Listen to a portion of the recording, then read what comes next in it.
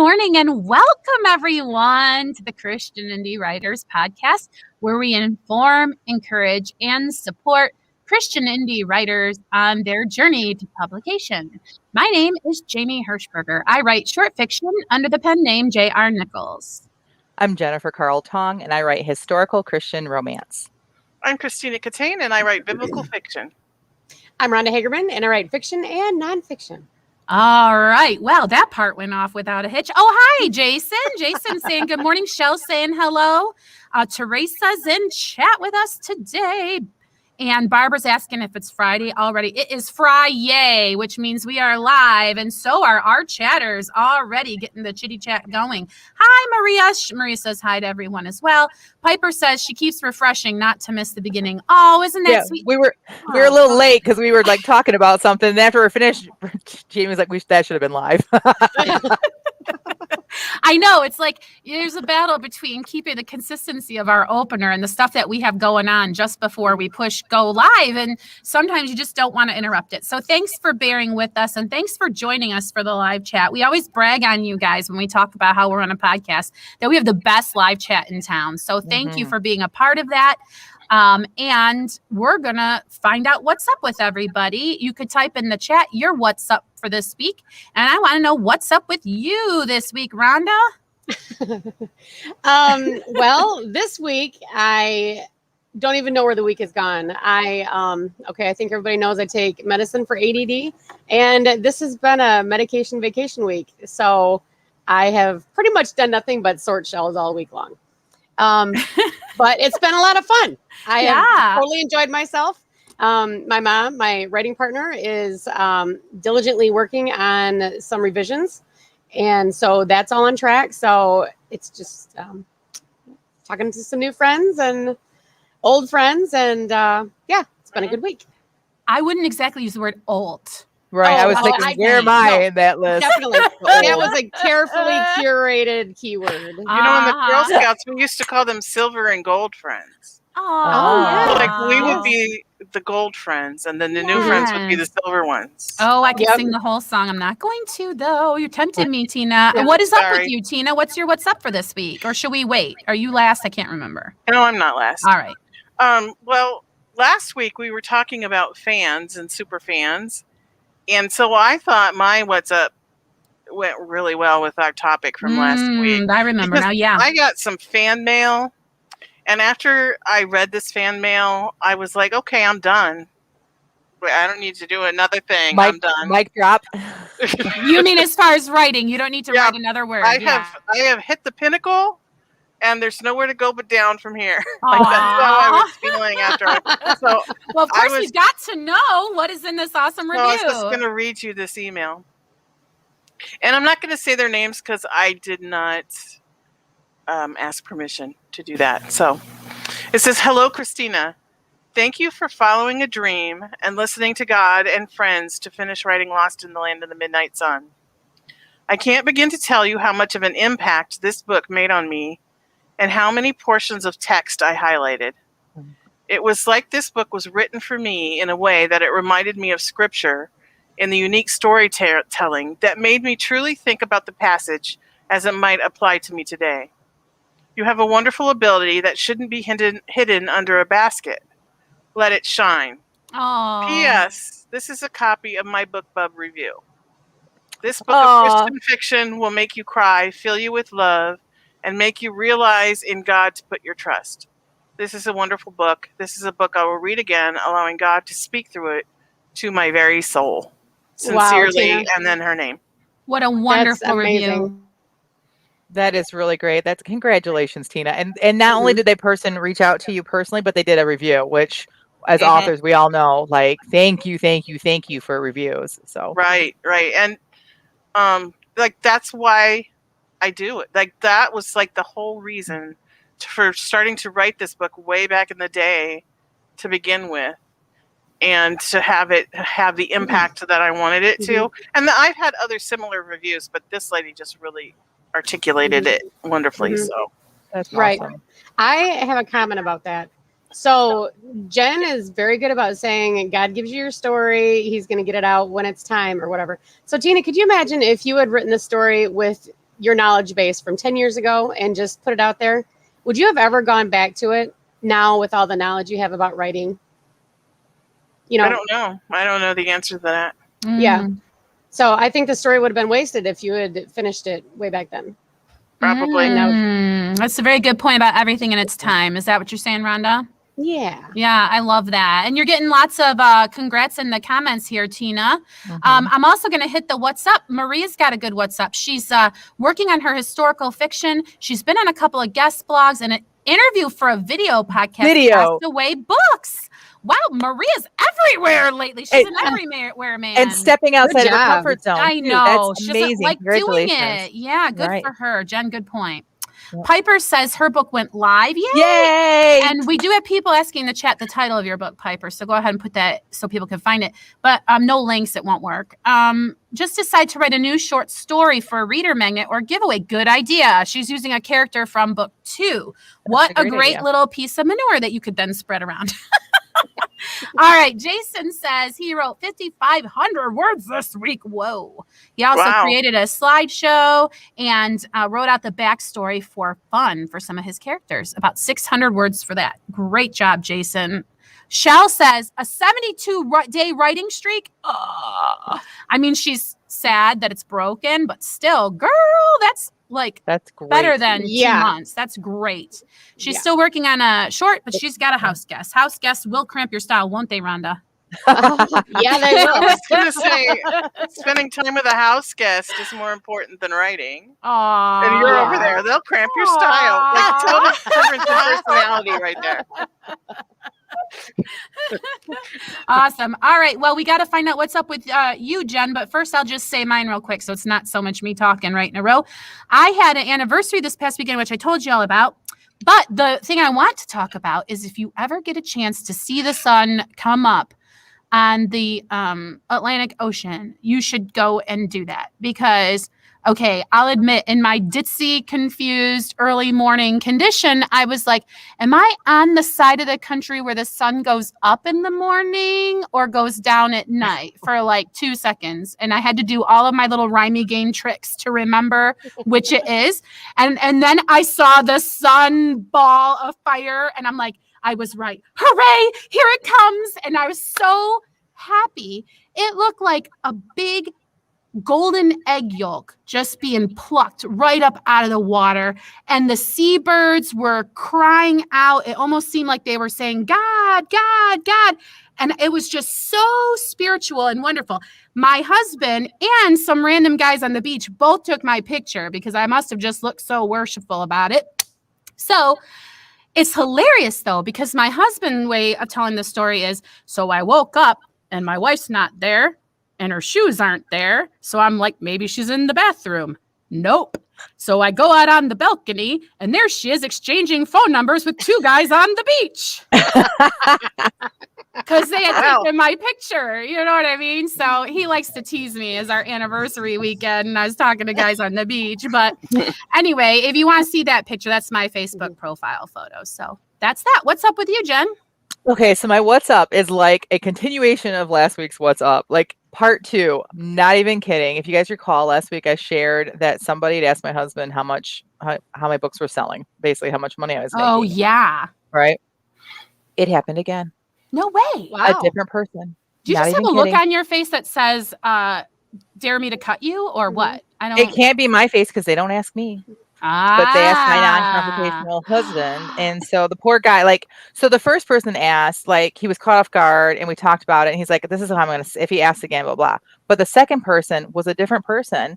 Not only a different person, but he was shocked that this person asked. And this person is someone he loves and respects. And this person went further and asked more specifics and said specifically, is she going to be able to make enough to support the lifestyle you guys are used to? What? Wow. I was just like, he was in the other room on the phone with me, with the person. And so I wasn't even sitting near him. So I didn't know what was going on. And we told him about it later. He's like, I didn't even know what to say, Jen. I didn't even know. He said, I just kind of said to him, well, I said, you should have said to him, why don't you ask her? Because they won't. They will, because they know me well. I mean, I don't think that they will. But so the first person that asked, I was just kind of like, whatever, rolled my eyes. But the second person, I'm going to confront them. I'm going to, in a loving way, go to them as a sister in Christ and ask them why they feel it's okay to question someone else's finances, why it's okay because I'm a creative that you think it's okay to ask those kind of questions, and then ask him if he would be okay showing me his finances. And because I really feel like it's a lesson that I think the first person isn't going to learn a lesson, but I think this person doesn't understand how rude they were. And I think that, but my mind is blown. The more I think about it, the angrier I get, because I'm just like, who has the right to do that? And so without using names, I had a conversation with my girls, their hairstylist, who's a friend of mine. And she's like, same thing happens to her. She said her husband, she works full time as a hairstylist, and her husband, it works in, he's in like, not kind of similar to what my husband does, but more on like the repair side. Anyway, she got a new vehicle, and people were literally saying, don't you feel bad driving a new vehicle when your husband works so hard? And things like that. She's like, I make more than my husband. I'm like, who cares if you make more than your husband? It's none of their business. And she's like, people question when they go on vacation, like, can you really afford this? Like, you don't want to get into debt. And she's like, we are debt free. Like, I save up for it. I said, who cares? I don't care if you did everything on credit card. What is it anyone else's business? So it's just one of these things that's blowing my mind, but people won't ask the husbands. They assume the husbands are like pulling the weight. Like, I need people to help me understand this before I talk to anyone else, because I am like mind blown and really mad. And what really gets me when you were saying that all, I was like, are they just assuming he's going to like retire and let you support the whole family? Like, that'd be great. Is it on but you to maintain right. your lifestyle? What the problem is, I believe in general, it's a general and sweeping statement. Okay, there's a couple of things at play here, Jennifer. You and I've talked before about expectations for single income families anyway. Yeah. And people feel like they have the right to say, when the primary breadwinner is injured or whatever, what will happen to you, sometimes authentically worried and sometimes under the guise of concern. And sometimes the disguise is the money for nothing, chicks for free dire straits feeling that just because we are creatives, we have some kind of easy life where we fart out a painting and big cash rolls in our way. Like, what we do isn't really work. And we therefore probably aren't being compensated to the level that an executive or an engineer would be, because people are jealous that we would have a career that paid our bills, even though we're creative. So a lot of times it's coming from a place of envy. Right. Okay, I've got two things to say about this. Okay. First of all, thank you, Jamie, for inspiring me for my new superhero, the one who farts out paintings and other artworks. Coming soon. Second of all, in my lifetime, it seems to me that people who overstep bounds like that, those are things that they don't have control of in their own life. So they're trying to get some sort of either judgment or control over somebody else's life. Oh. So. Yeah, I wouldn't say that about the second person, but that is really good insight. I really do think that is mostly what happens. Jason said, I had a person that really questioned me spending money to improve my writing since I am not published. So that really feeds into what I want to say at the end here, is that this person, my husband, I don't remember exactly what he said, but he basically answered in that, she's got a business plan, because it's never anybody that understands the industry. People in the industry, people that are studying how to publish books and studying the writing industry, they don't ask because they get it, right? And they also know that it's rude. But people that are outside of it, they just assume that like writing is this way. Because when my husband answered him, he goes, "Oh, well, yeah, I guess she's just waiting for that one big break where she sells a million of one of her books." No, I don't want that ever to happen. Like, that's not sustainable. Like, if you knew the industry, you would understand what mid-listers are and how many people make a living that you don't even know their names, but their fans do. That's where that's what I'm looking at. And they just don't understand that. That's like the actors that make a lifetime being in the chorus on Broadway, and they're an actor for life. And people want to say, money. Right. And people want to say just because they haven't heard their name that they're a nothing. It's not true. It's just not true. It's just not true. Piper says, wow, my RBF must just scare people off. Mine too, because no one asked me. Never once. Uh-huh. Never once. And the thing too, that the other thing that is crazy about this is that maybe it's the way I'm raised too. Maybe this isn't so shocking to other people. My parents, my family who love me, the people that really though, like would be concerned about me, be concerned about are my children gonna be taken care of? The people that really truly love and concern me and my family and the outcome of this have never once asked. Right. Never would ask. Like, so how do you think that, I don't know, it's probably the way I was raised, the fact that this is really rude, but I just had to share that again. So if I know that other people out there are going to experience this, and I agree with Barb 100%. She said, treat it as an Yeah. opportunity to pray for them, let God confront them. Well, I agree. I'm praying about though, because I feel like that as a sister in Christ, that if someone has done something, what if they were going to do that to someone else? I would feel horrible. And I'm the kind of person that can lovingly confront this, and we can have an educated discussion about it. So. Yeah, Piper says they're proper. In New England, they don't talk about finances, which, yeah, I mean, that's always kind of how I was raised too. Like, it's just really none of your business, honestly. Mhm. Oh my gosh, this is so good. Maria says this is the last thing we're going to say. We're going to move on. But I've noticed a correlation. The people that ask how much money you're making or how your sales are doing are generally the people that will never be interested in buying your Yeah, books. non-readers. 100%. And they don't understand the, yep. Like, try being supportive rather than judgmental. Like, you could just hear her. Yeah. A little bit more British accent. Would you like me to do it? Yes, Jennifer. We would die for you to do it. Can we just get Please. Maria on the mic so she can Yes, do it? right? Yeah. Because I want to Drop hear it the for real us thing. real quick. Or that little girl who read that excerpt from her book. She had a sweet voice too. Yeah, we just Okay. need a soundbite of Maria saying that we can play whenever we feel like it in the podcast. Mhm. I just want to go off topic for 2 seconds and Yes. tell Maria that for the first time in my life, I looked up what a bean feast was, and I had no clue. I want I'm a gonna have to feast. look it up. I want a bean feast from Veruca Salt. Why Yeah. did you look it up? Like, did Because Maria it's a inspire British you? colloquialism. It's not like Ah. beans like I always thought. Like I was like, Oh. why in the world would you want a bean feast? Well, Are they why would jelly they? beans?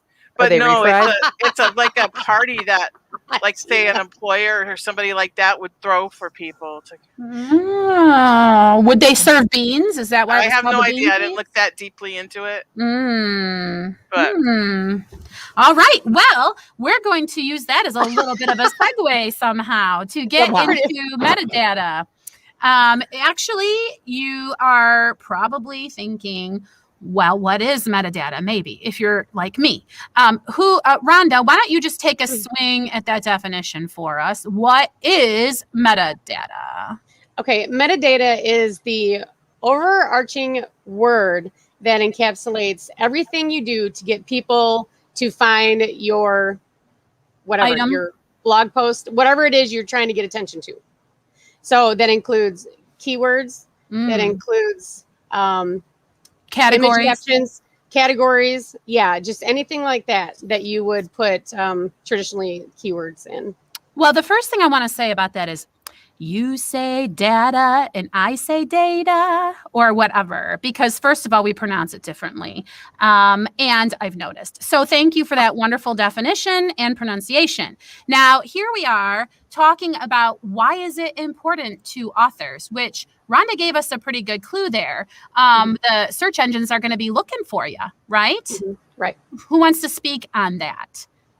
Like, okay, so we're talking about it because we're going to be talking about Amazon, but all the retailers kind of work the same way. Am I right? Yep. Let me broaden my definition just a little bit.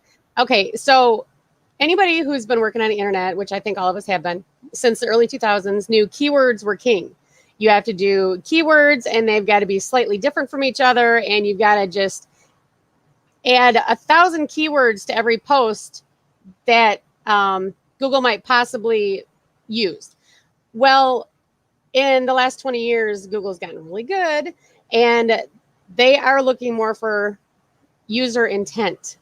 So if I type in, how do I get people to look at my stuff online? Then they would say, Google would know, oh, well, this person is looking for information on metadata or so it's whatever. actually correcting your search phrase to make it more efficient, isn't it? Yes. So the it is. AI is getting smarter. works. Okay.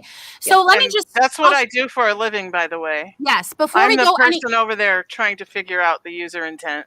Right. Thank okay, you. I just- appreciate that very much. Yes, just to clarify, the point at which metadata is important to you is when you are posting something to the internet, when you are ready to hit publish on the item, right? Like we don't need to worry about metadata when we're plotting our novel, correct?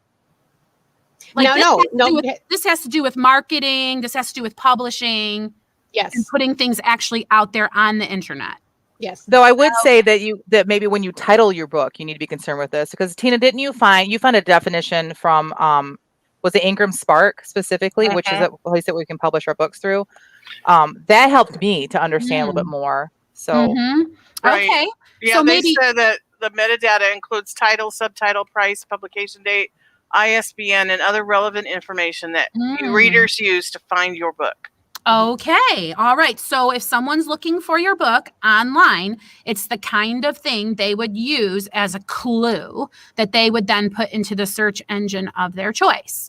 And so Jen is saying your title would be important because if you're writing, like, I don't know, a Frankenstein retelling and someone searches the word Frankenstein, well, you want Frankenstein to be in your metadata so that your book will come up as a result. And so we're talking about how to improve metadata and the importance of it today. Okay. So what are some mistakes that people make with metadata? Well, going back to the original keyword, just using the old keyword data that people use for so long, so Black Hat SEO technology is tricking Google, and Google is getting very good at realizing when people are being tricked. So just don't do the old SEO tricks anymore.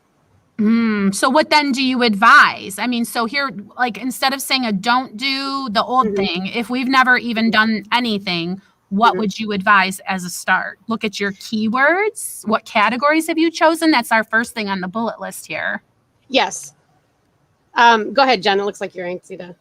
No, I finally figured out where someone highlighted it for me, and we went back, and she actually says, I didn't know where we were in the outline. Sorry. I was really struggling trying to help out with what we were doing. So Sorry. Yes, that's okay. So the difference between categories and keywords, this is where I struggled when I first started trying to figure out metadata. And right now I'm in the process of actually doing all of this with my books, A Calling for Phoebe, and Tina has just finished doing this last fall when she put her book out.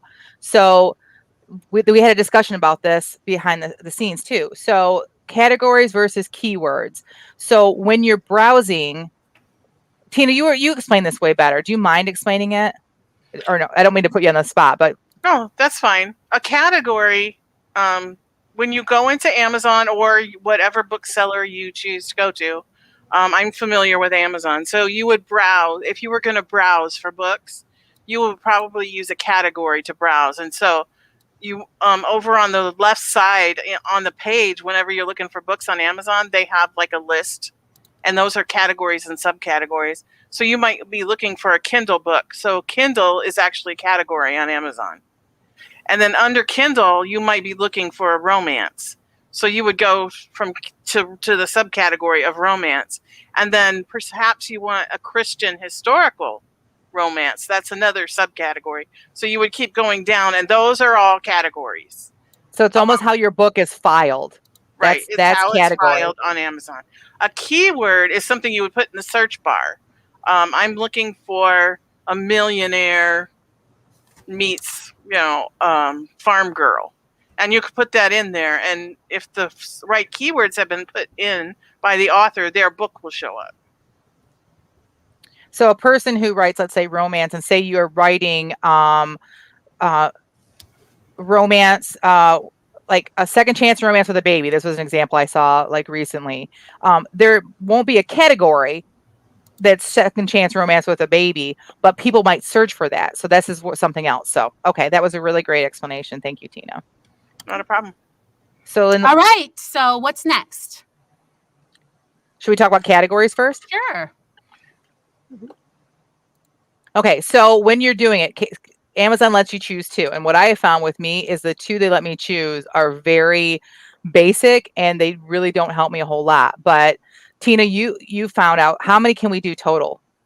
You can have 15 total categories, and there's a procedure for doing it. You can't just go in and like click a bunch of buttons. You have to send them an email, and you have to list out each category you want them to add to your book, and it has to have that whole thread. Remember where I said you would go to Kindle, and then you would go to romance, and then you would go to historical, and then you would go to fiction. So, and there's like a little forward arrow in between. And if you look on Amazon, you'll see exactly what I'm talking about. There's a thread. You have to have the whole thread for each category you want them to add to your book, and then you email that to them, and they will add it.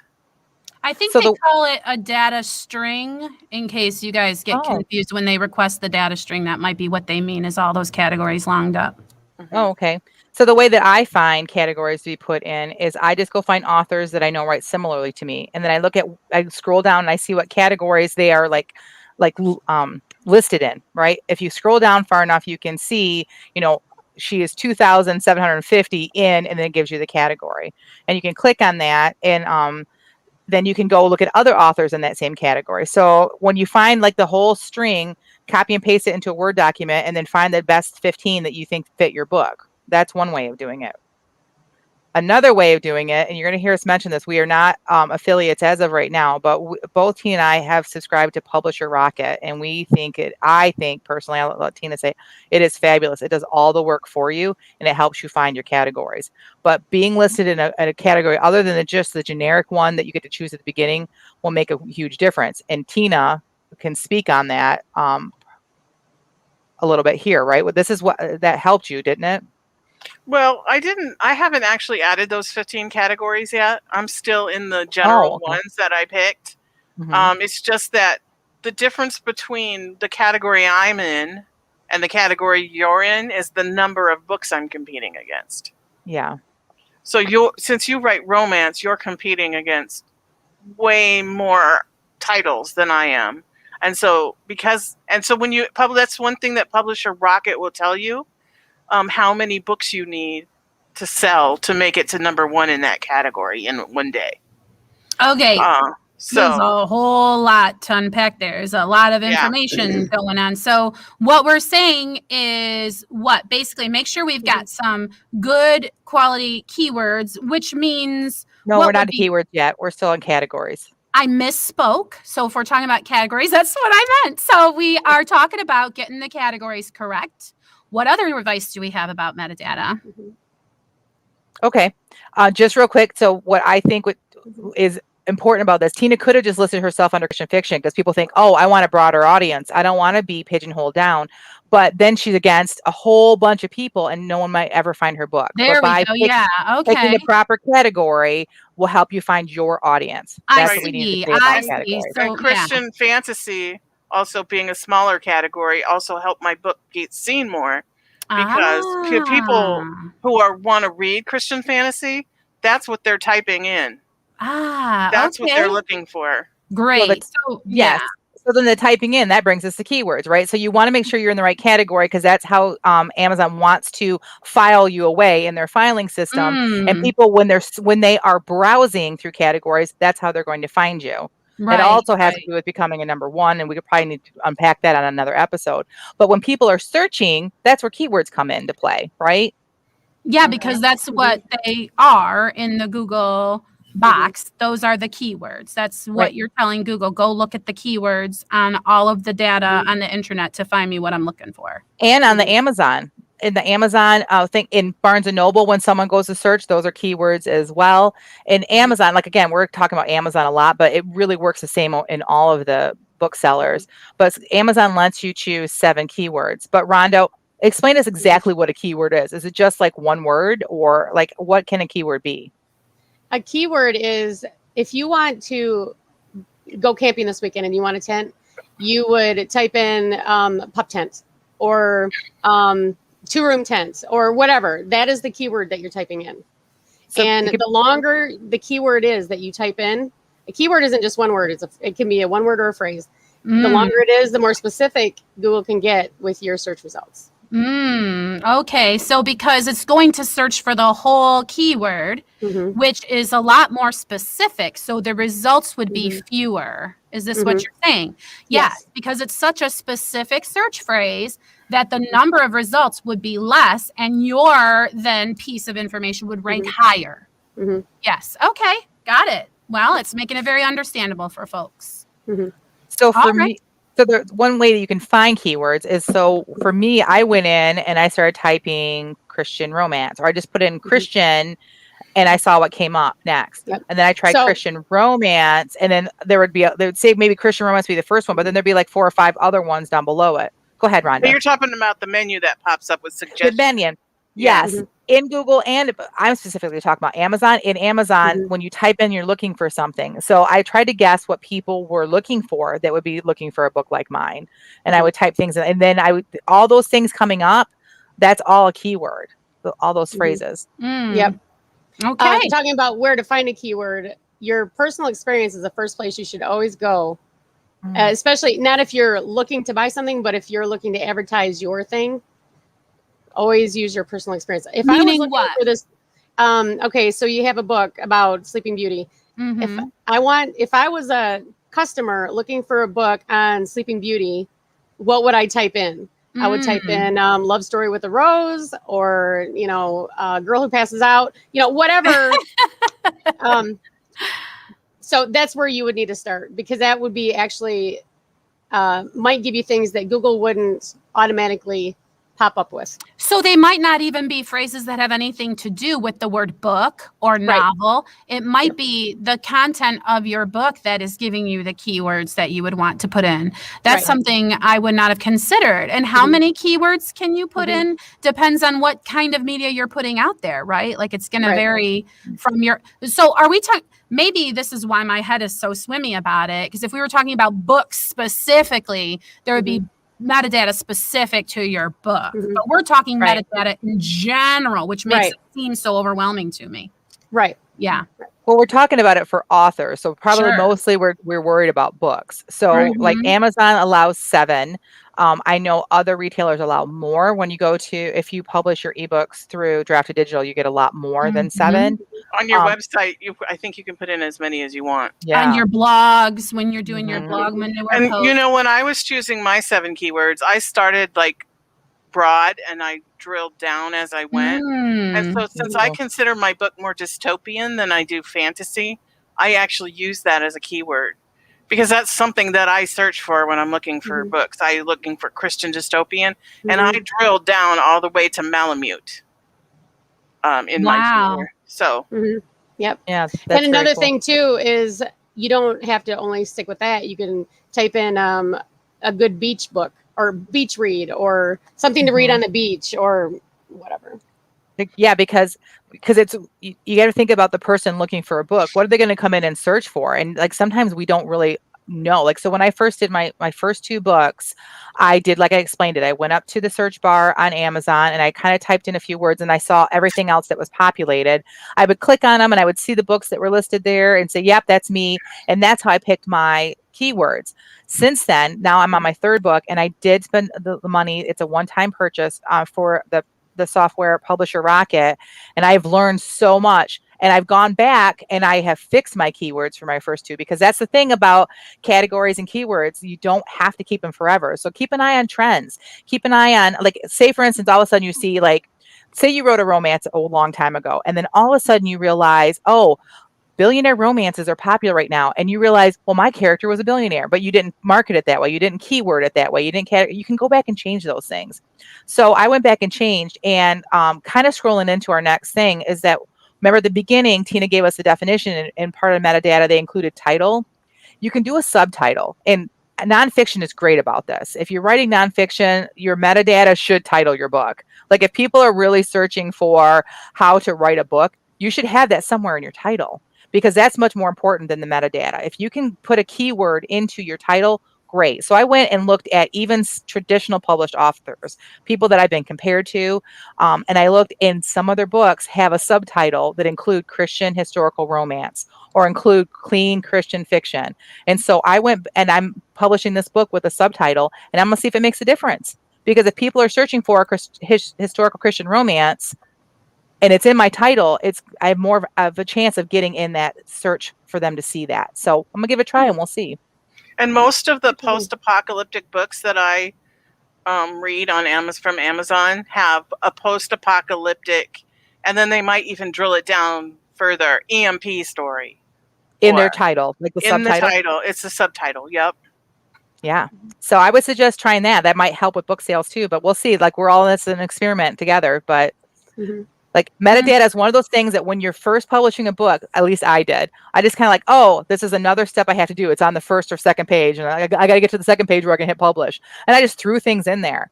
And now the farther I get into my journey as a writer, I'm realizing how important this stuff is. But the good thing is that you can go back and fix it. You can go back and change it. And as a self-published author, you have that right.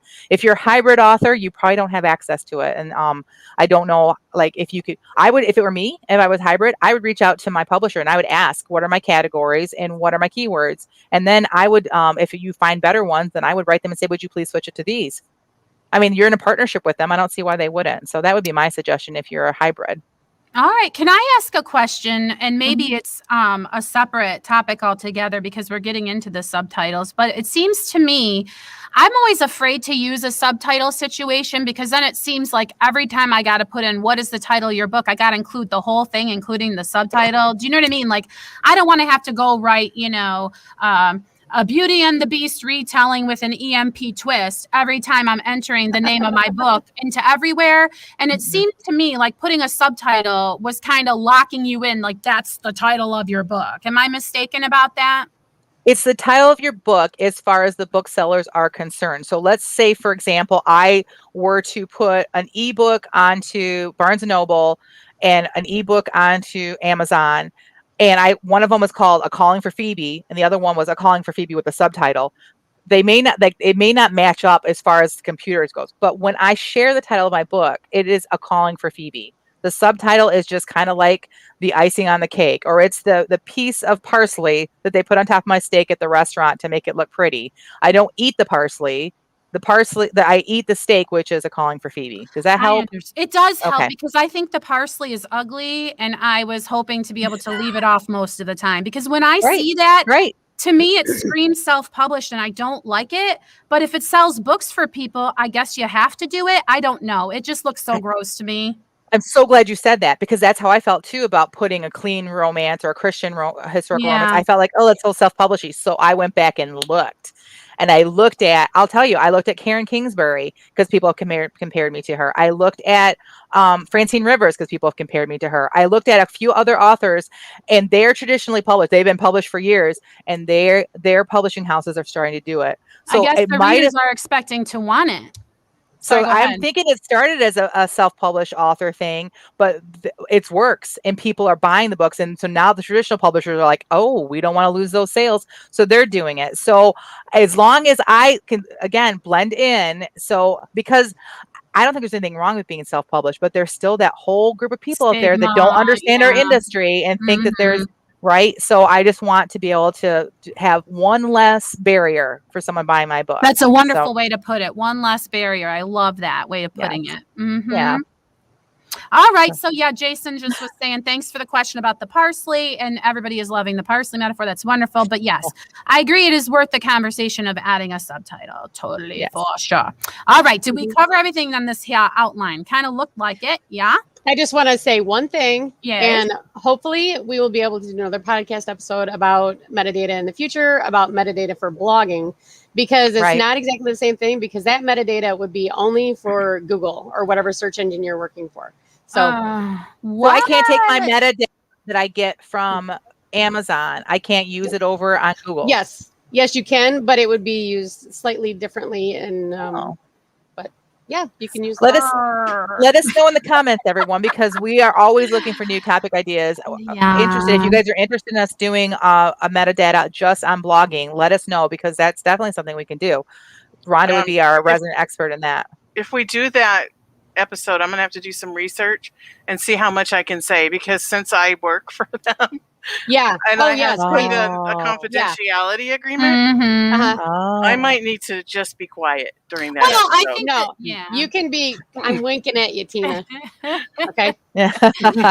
Yeah, I think that the point is to be mindful of your categories and tags and keywords. If you are an author who keeps a blog or who does do a website like I do, you do want to pay attention to your metadata over there as well. That is an important part of metadata as an author. So just be mindful of it. And we may want to have an episode on hashtags. I know that's going to make Jamie's skin crawl, but that again is a form of metadata. Would you agree, Rhonda? Like it's something that helps people find your posts and helps It them is, promote but you. I'm totally distracted by the daggers flying out of Jamie's eyes right now.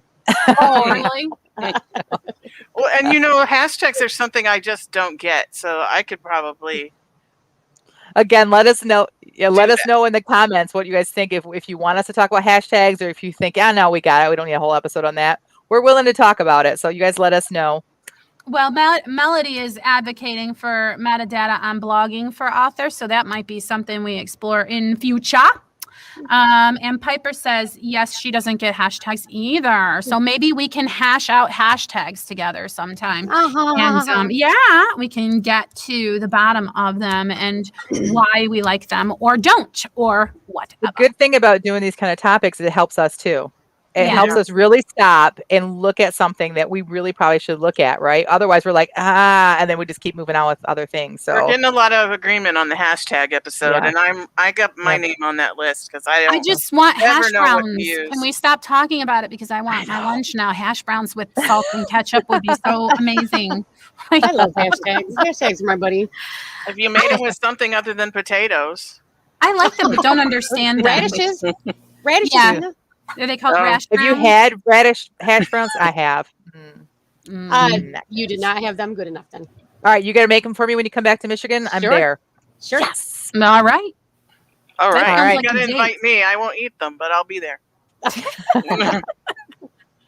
All right. So yeah, Melody's happy she's not the only one struggling to understand this stuff, but we're here for you. We're here to inform, encourage, and support you on your journey to publication. And so please keep spitting out topic ideas to us because sometimes we all look at each other like, what are we going to talk about now? And it would be nice if we could fulfill a request that y'all have. Now we're talking about lunch in the comments. I can't look over there anymore. So we've covered the topic, correct? Is it time to move on to the feeding of Yes. the backs? Our backs get to eat. That's fair. All right. So Jen, I always love for you to go first. So I'm what so glad was- today. Yes. What was it? Why are you glad? Tell me. What- Okay, so every single time when we sit down a sprint and I'm like, I don't want to do this, I end up with like a new story idea. I swear, I need to keep track of it because it's You need crazy. to Like quit every whining. I know. I know. No, I don't always quit think- whining. The good ideas will stop if you quit whining. It's part of the tradition. Now, again, it doesn't mean that when I read this, you guys are gonna be like, oh, great. I can't, no, the characters are inside of me now. I have it Yeah. and I know where this is going. Thanks So for the it's big really all setup, about me. Jen. We Yeah. better be impressed now. I mean, you set us up to really love it. Like, what are we gonna say? Oh, that stinks. You know? This is an award-winning sprint. Well, let me right. tell you. I haven't heard anything that Jen's written that stunk, so Agree. I'm not worried. either. Aw, that's why I love you, Tina. All right, so today's sprint Thanks. prompt was a title or topic. You did not have to use it in it, but I did. And it is called, our topic today was the spring fling. And here's what I wrote. I'm not interested in being, hold on a second. I got to make this bigger. Hold. I'm not interested in being any player's spring fling. Renee looked at Chloe doubtfully. Not even Nolan Turner's? Especially not Nolan Turner's, Chloe said, returning to her laptop. Great Seriously, name. Renee. Seriously, Renee. He's the biggest womanizer. Why would any woman with even an ounce of self-respect give that man the time of day? Well, I don't know. I think any man can be changed by the right woman, said every woman who has ever been attracted to the wrong man. Chloe thought, excuse me. Come on, Chloe. Have you ever looked at him? Of course she had. She wasn't dead. Nolan Turner was MLB's hottest bachelor. Everyone knew that. The problem was, so did he. Everywhere the man went, women flocked to him, and he ate it up. And as the team's head of social media, it was Chloe's job to document or spin in a different direction his and his teammates' every moves. If Renee had had to witness half of what Chloe had had to deal with, she wouldn't be mooning or more correctly, trying to get Chloe to moon over the likes of Nolan Turner. With a team full of eligible bachelors, Nolan would be at the bottom of her list. You two would make beautiful babies, Renee gushed, drawing Chloe back from the Instagram graphic she was designing. She sighed and shut her laptop lid down. Renee, you are seriously delusional. Not only is Nolan Turner the last man I would ever want to date, he wouldn't look twice at me. There's a team full of guys to drool over. Why do you keep trying to push me towards the likes of him? Renee shrugged. Because ever since you sat down here in the stands, he hasn't stopped staring at you. In disbelief, Chloe glanced at the field where the team was warming up. It didn't take her long to locate Nolan. She knew exactly where he stood. She always knew exactly where he was. And again, in disbelief, she found that Renee wasn't lying. Nolan, though playing catch with a teammate, was looking straight at her.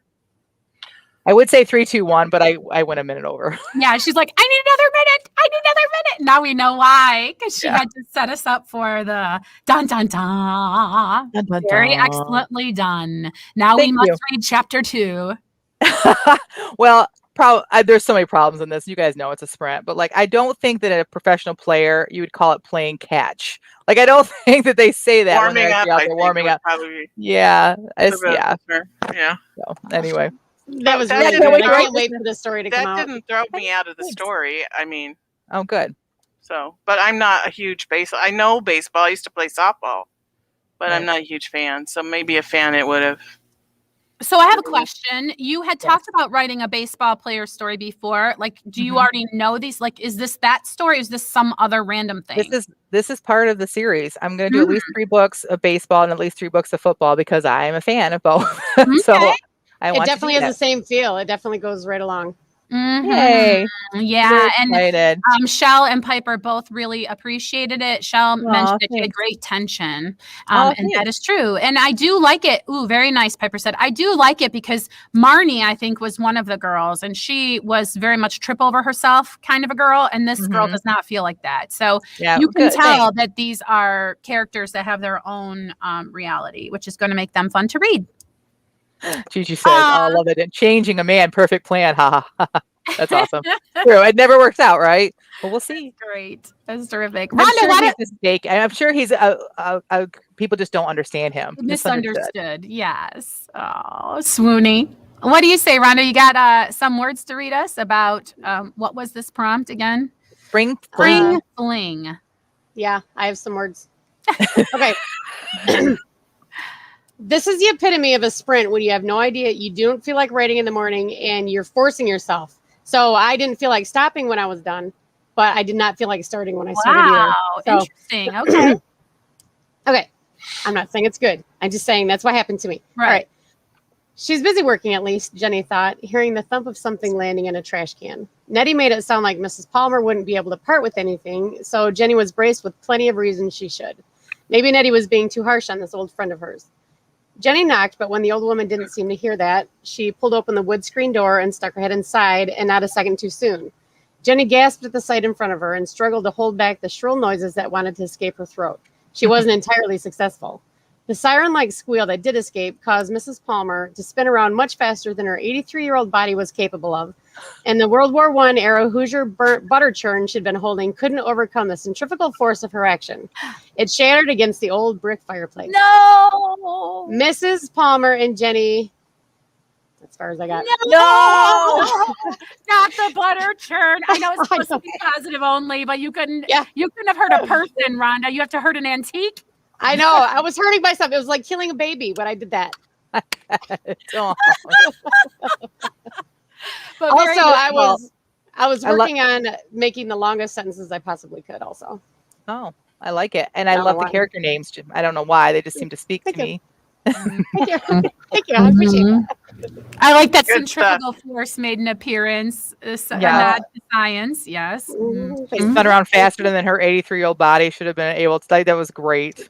So great. Thank you. Yeah, and way to tell us how old she is without it feeling info dumpy. I mean, it's Thank just you. great. You know what I'm saying? I Yes. appreciate Yeah. that. Mm-hmm.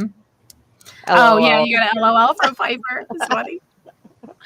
All right, really good, Rhonda. Okay, I'm Thank going you. to read mine next. I'm not super impressed with this piece, but whatever. It is what it is. I've already read it. You have? I watched your sprint. We got done so early today. I watched your live sprint. Are you after it wasn't lying? live. No. That's weird. So you went want back me and to read watched. along with you? That's really weird. That feels strange to me. Such I great forget. detail, Rhonda. Gigi says, just real quick while we're doing that. And then Jason, our chat is always behind. So I wanted you to be able to see that. Well, yeah, and I thought she was going down too, but no, the churn had to bite it. Much worse than the old lady. Yeah, the old lady probably get up and survive. You know what I mean? She's going to die eventually, but the I churn, It can the live churn should forever. have been around forever. Oh man, do you know how much that's been through? All right.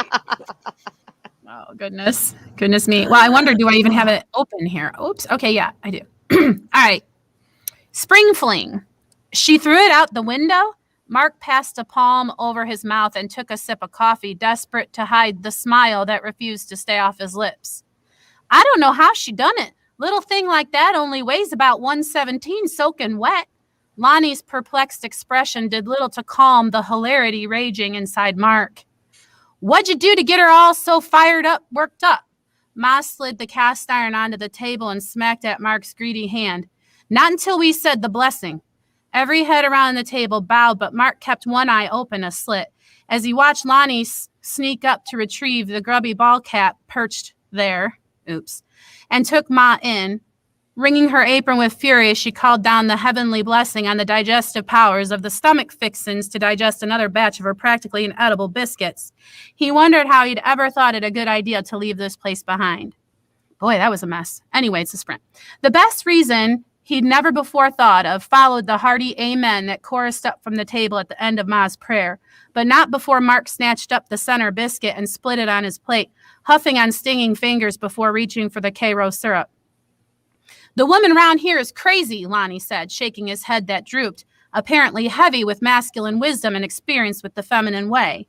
That little one who put my mattress to the road, well, she's just the tip of the iceberg. Well, you don't know any better than to get yourself into trouble now, Ma said, watching Mark take a second biscuit and another piece of sausage with that wide-eyed, satisfied expression she always wore while watching her boys eat. Mark here's a good boy. He knows better than to mess around with them trouble girls. Knows better my foot. The screen door slammed against the wall as Kitty Barnes pushed through it. He can't keep a woman around is all his problem is. Good morning to you, Miss Kitty Barnes, Ma said through thin lips. Do help yourself to a cup of coffee. May I interest you in a biscuit? Nah, you know a good old swig of the bean water's enough for me in the mornings. Kitty grinned and winked at Mark. She'd been pushing in, helping herself to a cup of Ma's coffee from the time they'd both been old enough to steal sips of it unnoticed from the woman's very cup. You need to get you a woman like Kitty, Lonnie said, with a hearty guffaw that sent biscuit bits flying. Kitty and Ma joined in on the joke, but Ma quirked a brow in the direction of the attractive blonde. How had the years been treating her since he left town, he wondered. Oh my gosh. I don't even know where to start. Like, Rhonda is talking. Such great characters. So, like, I'm so there. I want to know more about every single person you wrote about today. But I really want to point out the head. I could not write it fast enough. The head drooped, heavy with obviously wisdom about women, like funny and picturesque at the same time. Like, so good. Appreciate it. The conversation was so regional and so well done. Obviously you've been around this group of people before. Yes, they live in my head. Yeah. Yeah. I'm glad you didn't say house. Yeah. I heard that H sound and I was like, no, don't say that. Right. The mother giving him the center biscuit, you know, he's got a special place in her heart, and spreading the Cairo syrup all over it. Amen, sister. That's awesome. I just love that caricature. Thanks. I appreciate it. And I want to say, anybody who has not watched Jamie's live sprints, all you have to do is get a little alert on your phone and they'll pop up, and they're really inspiring to watch. Because you know she's a great writer, but you actually see her like deleting what she's supposed to be doing, but deleting and like changing words, and that, you know, it's just really fun to watch. Well, I appreciate that little shout out there. Yeah, I go live, but the problem is you guys can't plan on it. Like Rhonda said, you got to get an alert because it's very random. Thanks, appreciate that. Yeah. Oh, Piper says he loved the inedible bit. She loved the inedible biscuits. That's great. Mark eats them. Ha, Jamie, great characters. They felt so real. Oh, thanks. I love feedback time. Sitting around the breakfast table, bean water, you slip in the coolest details. Yes. Oh, thanks. I appreciate it. Now I could get into that kind of bean feast. Yes. Nice callback, Tina. Very Yeah. good. And we still need to hear your little sprinty poot. What did you do with Spring Fling? We all have had a different interpretation. I read a am romance. I am so excited for this. Tina Yeah, wrote a romance? So, yeah, I Oh. didn't intend to. It just happened. Should we send the children out of the room? Is it okay? No, it's not that kind of all romance. right. All right. I'm so here for it. Okay. Okay, you ready?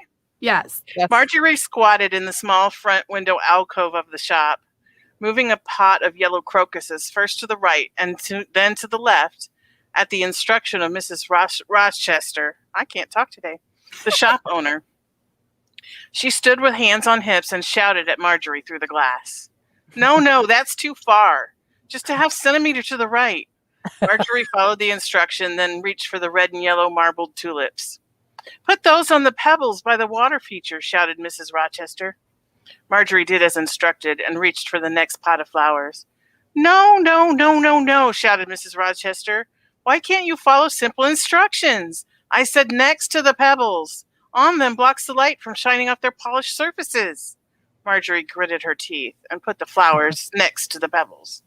Just then a customer entered the store, announced by the jingling bells. Mrs. Rochester followed him in, all softness and charm now. The customer looked the part of a businessman. His suit seemed expensive to Marjorie, but how would she know? His black hair was perfectly groomed, and his smile revealed a row of perfect white teeth. Marjorie thought she might vomit. She supposed he probably went for mani-pedis also. Then he turned, and the sparkle in his blue eyes caused a reaction in her middle that left her very disappointed in herself. Come on, Marjorie, she chided herself. Save your butterflies for a real man, a lumberjack, or a lineman. Marjorie turned her attention back to her work, picking up another pot of crocuses. Just wait until I'm done, Marjorie dear, Mrs. Rochester said in a saccharine sweet tone. I'll be right there to help you. Marjorie had had just about enough. She scrambled out of the alcove, crocuses in hand, and stomped up to the counter where GQ guy was pulling out his credit card. Mrs. Rochester, I am a fully trained and licensed interior decorator. I have literally done hundreds of window treatments for businesses just like yours. I do not need your help.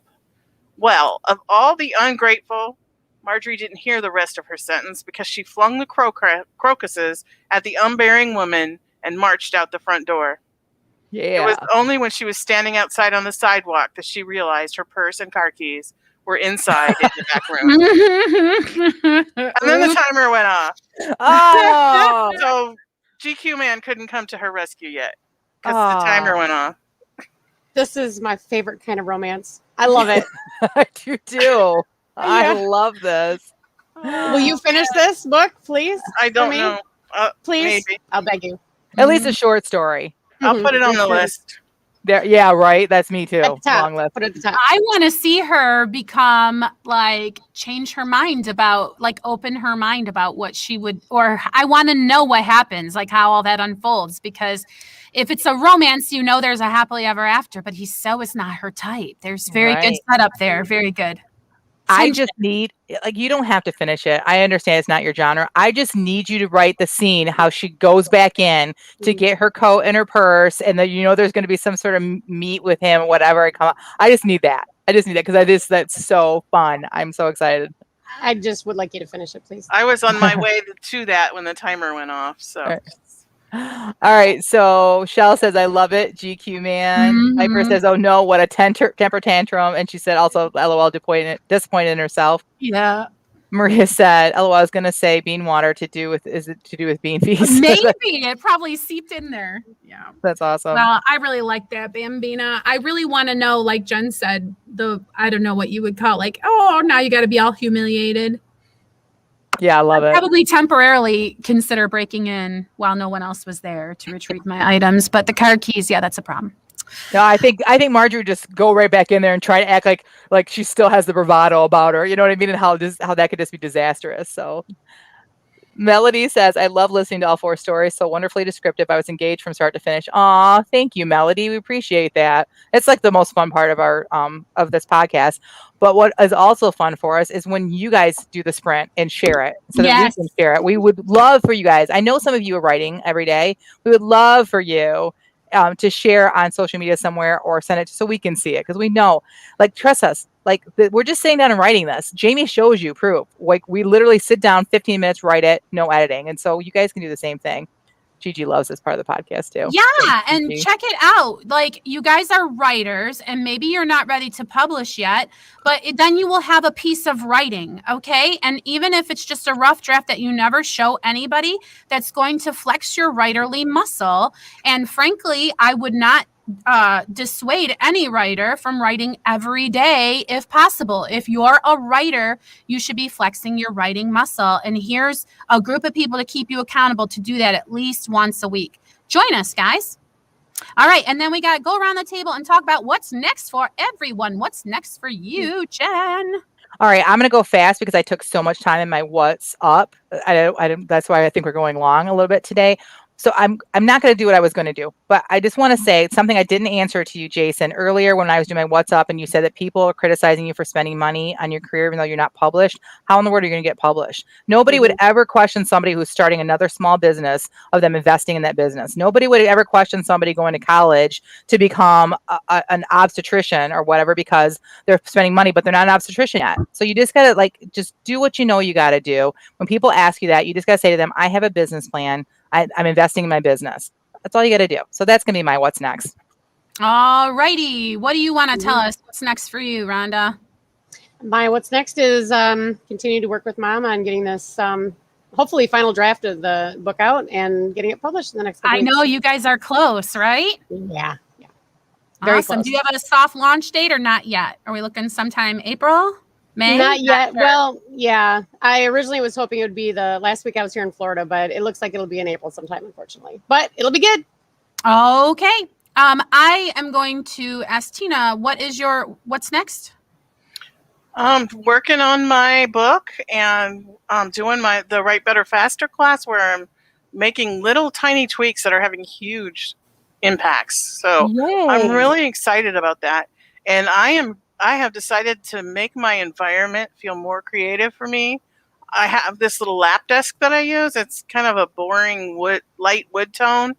And I have a bottle of chalkboard paint in my craft closet, and I'm going to paint that. And the reason that the whole Veruca salt cane thing came up, because I was talking to Jamie and I said, I wonder if anyone has ever invented pencils that are chalk, because the chalk I have is so fat. I don't like it. Right. So I went on Amazon and I found there are chalk markers. Yes, and they're great. And so I was having like a Veruca salt song and dance little temper tantrum because I want them now. But I didn't have the money right now. But that's what I want to do. And you've been documenting that stuff you're learning in Write Better Faster in your newsletter, haven't you, Tina? You want to tell people how they can get your newsletter if they want to learn more about that? Go to ChristinaCatane.com, and when the little pop-up pops up, sign up. Awesome. What's next for Piper? She's going to write the short story as her magnet and continue her next book. Shell says she's working on a short story, and then she's reading a book for an ARC review, which is advanced reader copy. As for me, I have a newsletter coming out on Monday. If you head over to www.writingshorts.net, you will get that newsletter sent conveniently to your inbox. You'll also get a free copy of my short story, One Quiet Afternoon, sent directly to you for free, no obligation. But Monday, when my newsletter comes out, you'll get my throw together for Italian style tomato sauce. It's 57 cents to make it, plus the cost of random herbs that you probably already have in your kitchen covered. So go sign up, writingshorts.net, get the newsletter, learn this throw together. Okay, what else from any of y'all ladies? Anything?